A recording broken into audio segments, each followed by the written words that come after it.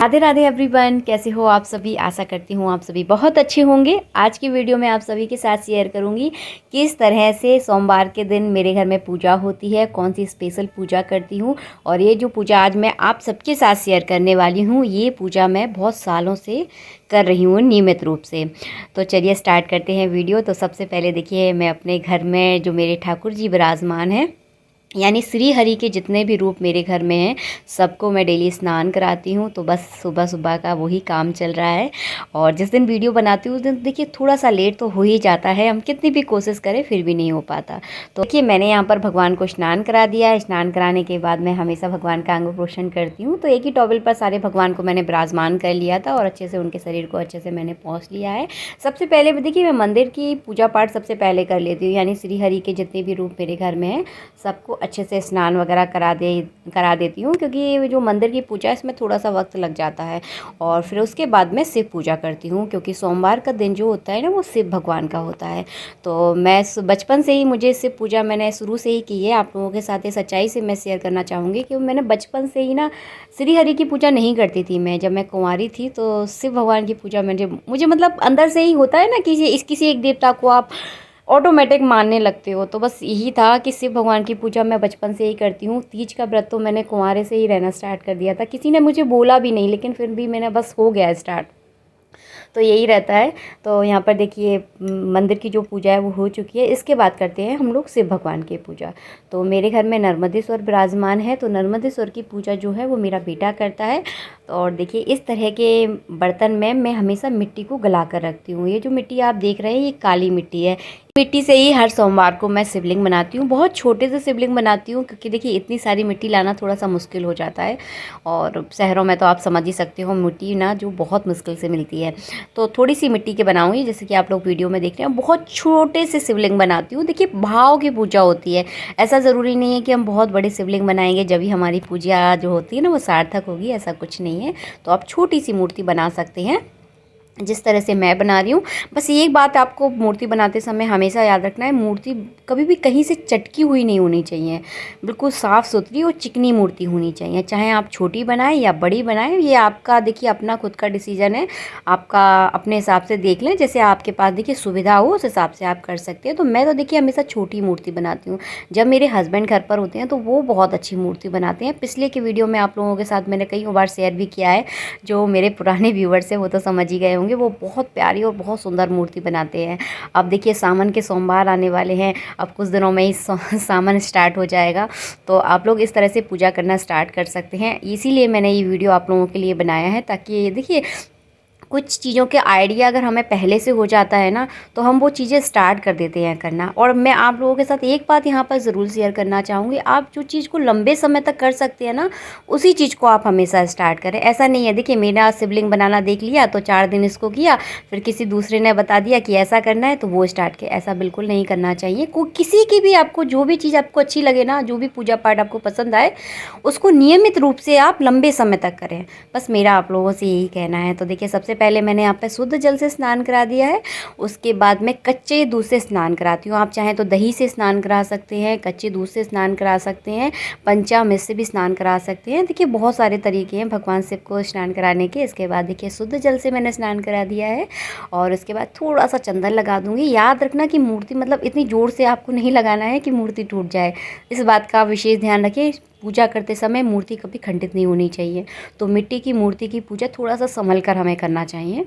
उसके बाद देखिए छोटा सा फूल चढ़ा दिया है मैंने, और सिंपल सादा तरीके से इसी तरह से मैं पूजा करती हूँ। ये पूजा उन लोगों के लिए जिनके पास देखिए ज़्यादा टाइम नहीं होता, और मेरा भी ये इसी तरह, क्योंकि मंदिर की पूजा भी रहती है और इतना ज़्यादा देखिए टाइम मिल नहीं पाता है, घर के भी बहुत सारे काम होते हैं। तो ये जो पूजा है ना, बस इसको पूजा करने में आपको बहुत से बहुत 10 मिनट लगेंगे और आपकी जो पूजा है ना वो इस तरह से हो जाएगी।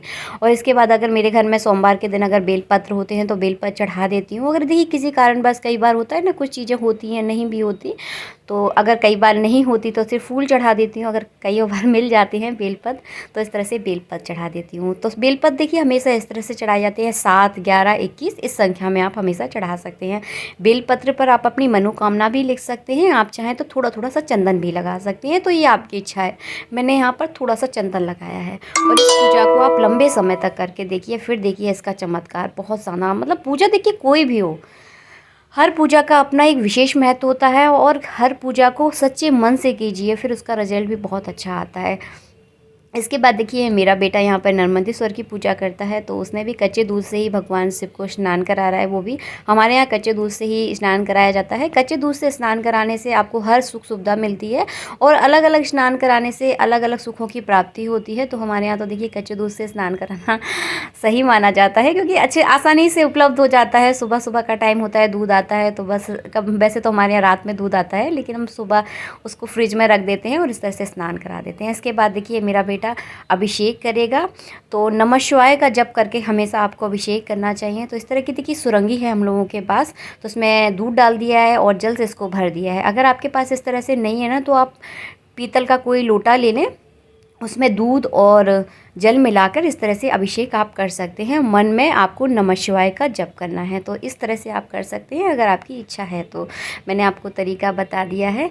तो ये जो तरीका है बहुत सरल है। अब सावन आने वाला है, तो सावन में आप इसी तरह से पूजा कर सकते हैं। आप चाहें तो सोमवार की सोमवार कर सकते हैं, अगर आपके पास डेली अगर वक्त है तो हर दिन आप कीजिए। बहुत ज़्यादा चमत्कारी उपाय है और बहुत सरल है। मुझे नहीं लगता कि इससे सरल कोई उपाय हो सकता है। ये बहुत ही अच्छा और बढ़िया उपाय है। इस तरह से आप शिव भक्ति कर सकते हैं।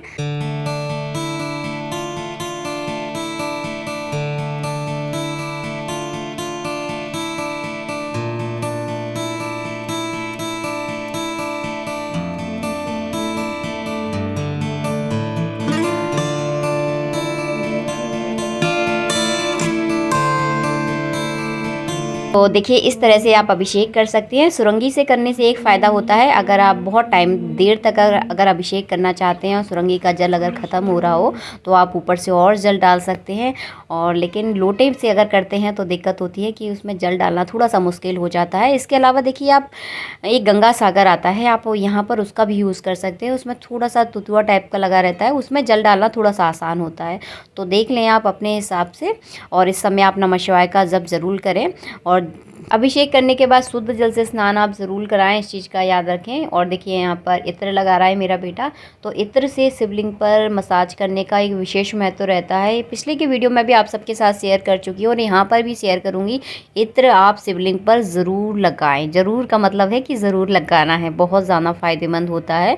और देखिए हर पूजा का अपने एक विशेष महत्व है, तो इत्र आपको ज़रूर लगाना है। इस तरह से देखिए जलहरी में भी लगा दें और शिवलिंग पर भी अब अच्छे से इत्र से हल्के हल्के हाथों से आपको मसाज करनी है। उसके बाद देखिए कलावा के रूप में यहाँ पर हिरम वस्त्र अर्पण कर रहा है और यहाँ पर देखिए जनेऊ अर्पण कर रहा है। तो इस तरह से देखिए आप जनेऊ अर्पण कर सकते हैं।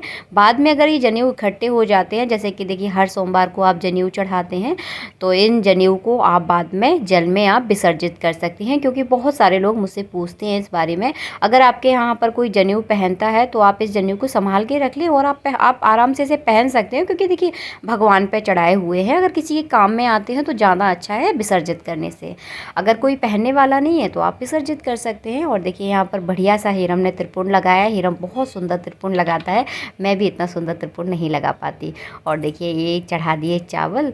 तो इस तरह से अपने बच्चों को भी अपने साथ पूजा में ज़रूर बिठा लें, ताकि बच्चे भी बहुत अच्छे से ये सारी चीज़ें सीख जाते हैं। मैंने भी अपने बेटे को कभी नहीं सिखाया। जब हम पूजा करते हैं, मेरे हस्बैंड जब पूजा करते हैं, तो वो भी ये सारी चीज़ें ऑटोमेटिक सीख के आए। तो इससे क्या है, बच्चों के अंदर एक भक्ति भाव आता है। और आजकल के इस समय में बच्चों के अंदर ये सारी चीज़ें होना बहुत ज़रूरी है, क्योंकि ये सारी चीज़ें क्या है, हम अपने बच्चों को विरासत के रूप में देकर जाएंगे। देखिए धन जो होता है वो ख़त्म हो जाता है, लेकिन जो संस्कार होते हैं, जो धर्म होता है, वो कभी ख़त्म ना होने वाली चीज़ें हैं। तो अपने बच्चों को पूजा में ज़रूर शामिल करें। मेरा तो देखिए आप लोगों से यही कहना है।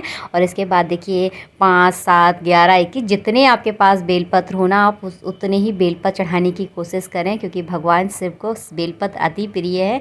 तो जितने आपके पास हों उतने आप चढ़ा दीजिए। सोमवार को आपसे शिव जी जो है ना वो बहुत ज़्यादा प्रसन्न हो हो जाएंगे।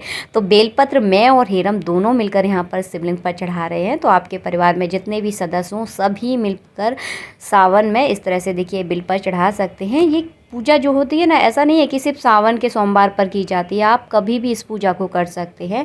तो कुछ लोगों को कन्फ्यूजन हो जाएगी, इसलिए मैं बोल रही हूँ इस पूजा को आप कभी भी कर सकते हैं। अपने जीवन का रूटीन भी इसे बना सकते हैं अगर आप करना चाहते हैं तो। और इसके बाद देखिए हमने फूलों से अच्छे से सजा दिया है, क्योंकि अच्छा लगता है फूल से अगर सज जाती है ना चीज़ें तो बहुत सुंदर लगती है। इसके बाद देखिए मैंने जो मिट्टी के शिवलिंग बनाए हैं उनकी देखिए इस तरह से आरती कर दूँगी यहाँ पर।